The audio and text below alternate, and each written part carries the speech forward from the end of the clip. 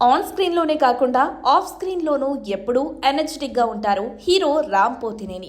తాజాగా ఆయన ఓ కార్యక్రమంలో తన జీవితానికి సంబంధించిన కొన్ని విషయాలు పంచుకున్నారు.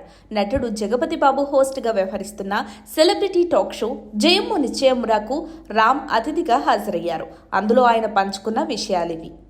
నా గురించి ఈ విషయాలు చాలా మందికి తెలియవు. అమ్మ వాళ్ళది హైదరాబాద్ కావడంతో నేను ఇక్కడే పుట్టాను. తర్వాత విజయవాడ వెళ్ళాం.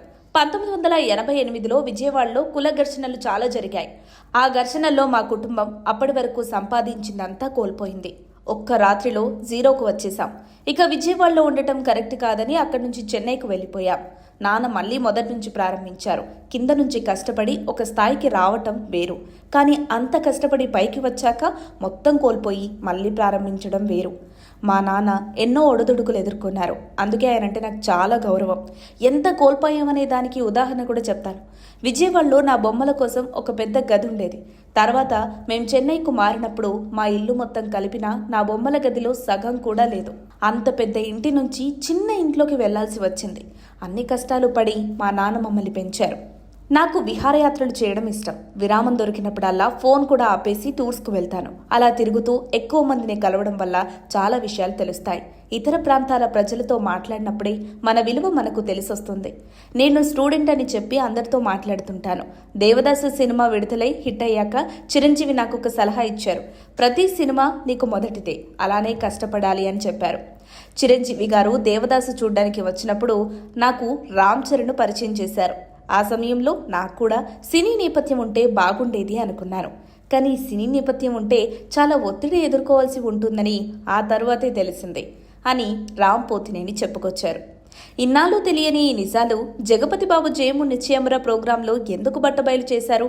అసలు అలా అవడానికి, మళ్ళీ తిరిగి ఈ పొజిషన్కి రావడానికి వెనుక ఉన్న కారణాల గురించి నమో పరిశోధన ప్రయాణం ప్రారంభించింది. ఆ మార్గంలో మీరు వెతకండి.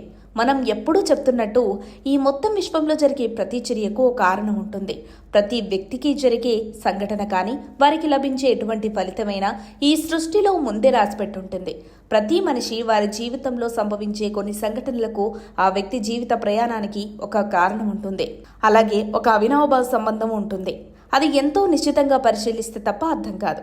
ఈ విధమైన పరిశోధనలో ఒక వ్యక్తి లేదా సంఘటన అనేవి అనేక పేర్ల ద్వారా కానీ, సంఘటనల ద్వారా కానీ, సంఖ్యల ద్వారా కానీ అంతర్గత సంబంధం కలిగి ఉంటాయి. దీన్ని నమోవేదిక పరిభాషలో కనెక్టింగ్ ద డాట్స్ అంటాం. ఒకదానికొకటి అవినాభావ సంబంధంగా సాగే ఓ ప్రయాణం. ఏది ఒక రీజన్ లేకుండా జరగదన్నది ఎప్పుడో రుజువైపోయింది. దీన్ని అనుసరించే భిన్న కోణాల్లో నమోవేదిక పరిశోధన కొనసాగుతోంది. మా ప్రేక్షకులకు ఎప్పటికప్పుడు ఒక సంఘటన లేదా ఒక వ్యక్తి అన్న మాట లేదా ఒక వ్యక్తి జర్నీలోని ఒక ప్రముఖ సందర్భాన్ని విడమర్చి దాన్ని నమో సిద్ధాంతంలో కనెక్ట్ చేసి అందిస్తున్నాం. Keep watching.